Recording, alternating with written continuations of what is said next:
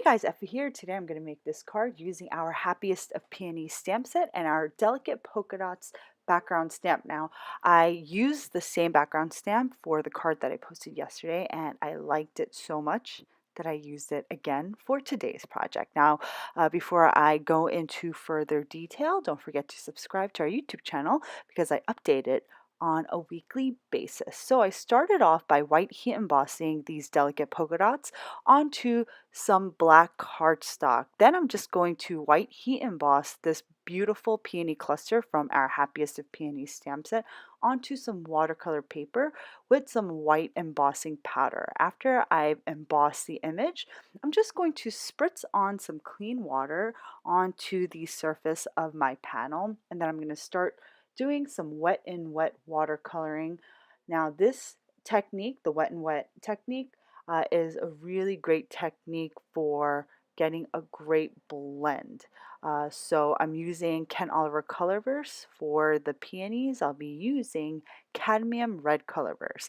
So after I've sufficiently wet the surface of my watercolor paper, I just started dropping in bits of the cadmium red pigment into the inner corners or portions of my petal.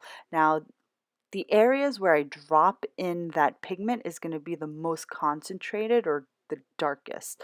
Then with the second clean fine tip brush, I'll just start pulling that color out to blend a little bit of that color towards the outer edge of the petal, and I'll do the same thing for each petal. Now, the petals on our Happiest of Peonies clusters aren't that large, so the process went fairly quickly.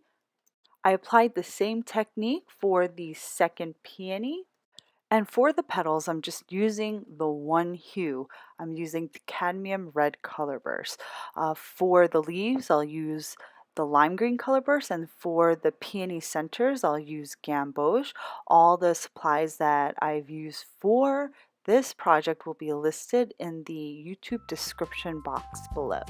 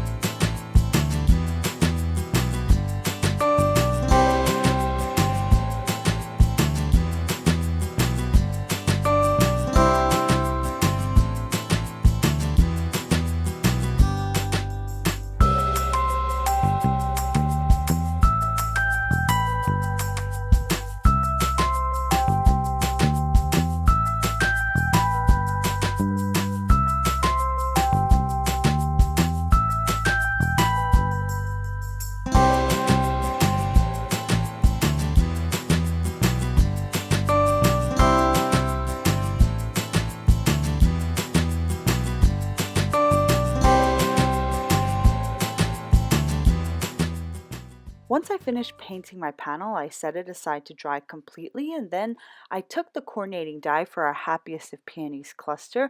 I put the die cut side down, and then I just taped it down with some micro pour tape, and then I ran the panel through my die cutting machine. Then I'm going to take the largest die from our double stitch rectangles small die collection, and this is going to cut out my polka dot panel to a panel that is slightly smaller than an A2 size. The die will also add stitching to the edges of my panel. Now, the difference between our double stitch rectangles large and small collection is that the small collection contains dies that will cut rectangular panels in the in-between sizes of the dies that are in the large collection. So if you have both die collections, you have a really nice complete rectangular dies in your stash. So once I've die cut my polka dot panel, I'm just going to use our double-sided adhesive to mount the polka dot panel onto a top folding A2 card base. Then I'm just going to pop up my peony cluster onto my card base with some dimensional foam squares. At this time, I thought that there was a little bit too much of the polka dot background showing, so at the end of the video, I took the card apart to add a strip of white cardstock behind the peony cluster. So if you want to make the card that I show at the very end of the video, you want to add the white strip of cardstock before you mount your peony cluster.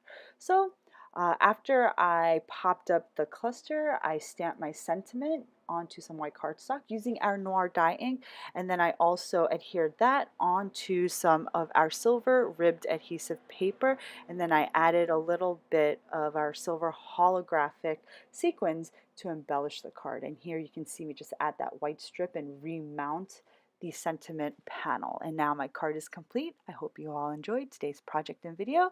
Thank you so much for watching. I'll see you next time.